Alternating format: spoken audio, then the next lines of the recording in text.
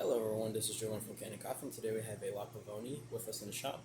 This is a special one just because this is a very old La Pavoni machine, and pretty much what we did was a complete full conversion of this machine.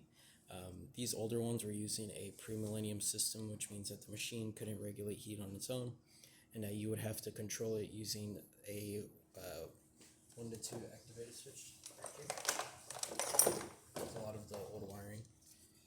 So machine would be off or on, and then you had pretty much half power or full power, and there's no way of the machine just regulating its own heat, just because there wasn't a pressure stat or anything in there.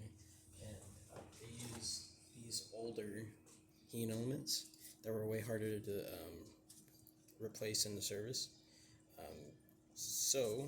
And on here it actually has the year 75, so 1975 this one was from. But pretty much what we did is we completely converted it to a post-millennium system, which means a new type of heating element, and also on that heating element having a pipe connected to a pressure stat so that the machine, as you can see, the switch is just on and off, and it regulates its own heat, depending on how you adjust the pressure stat. As of right now, it's around 1 to 1.5 bars. It kind of ramps up and then slowly goes down and then ramps up again. So now we have it right there. We redid every single wire on this machine, even the power cord, just because the power cord is quite old, and just not a fan of these older style ones, especially with the exposed wire. So we replaced this with a completely new cord, redid all the wiring, replaced the heating element, installed the pressure stat, installed a new switch, as you can see here, and then we did a full tune-up on the machine, group head, replacing all the gaskets, re-lubricating the entire group head, descaling the pipe, and of course some of the group head, just because there was quite a bit in there.